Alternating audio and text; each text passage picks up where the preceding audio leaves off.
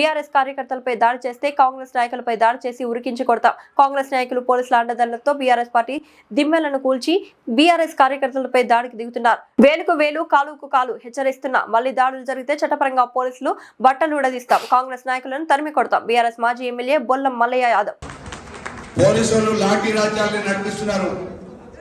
కాంగ్రెస్ నాయకులు పోలీసు వాళ్ళ అండతోని అధికారుల అండతోని గ్రామాల స్వైర విహారం చేసే అధికార పక్షం వాళ్ళు మొగ్గం చెల్లక ఈ రోజు ఏం చేయాలనంటే ప్రతిపక్ష నాయకుల మీద ప్రతిపక్ష నాయకుల ఇళ్ల మీద దాడులు చేయాలనే ఉద్దేశంతో కాంగ్రెస్ నాయకులు పోలీసు వాళ్ళ సహకారంతో గద్దెలు వాలబడుతున్నారు, ఇళ్ల మీద దాడులు చేస్తున్నారు, పొలాల మీద దౌర్జన్యం చేస్తున్నారు. ఖబర్దార్ నేను చెప్తా ఉన్నా కాంగ్రెస్ నాయకులకి, మళ్ళొక్కసారి పునరావృతం అయితే కోదాడు నియోజకవర్గంలో ఎక్కడ గులాబీ జెండాని టచ్ చేసిన బీఆర్ఎస్ నాయకుడిని పైన దౌర్జన్యం జరిగిన ईद का जवाब ईद पत्थर से देंगे. बिल्कुल अभी कोई आगे पीछे सोचने का नहीं है.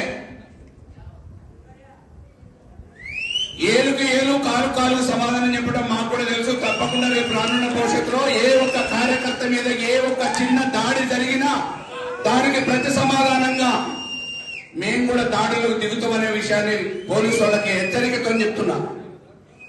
ఇవాళ కొండాపురంలో జరిగింది, మొన్న బేర్తల్లో జరిగింది, రేపు ఇంకెక్కడ జరగడానికి ఊహలు చేస్తున్నారో తెలియదు. 100% పోలీసు వాళ్ళు చర్యలు చేపట్టకపోతే అధికార నాయకులు పోలీసు వాళ్ళు మాకు అండగా ఉన్నారనే ధీమాతో ముందడుగు వేస్తే తప్పకుండా చట్టపరంగా పోలీసు వాళ్ళ బట్టలిపుతాం, అధికార పార్టీ వాళ్ళని ఊర్ల నుంచి బయటకు వెళ్ళకూడతాం అనే విషయాన్ని కూడా సభాముఖంగా తెలియజేస్తున్నా.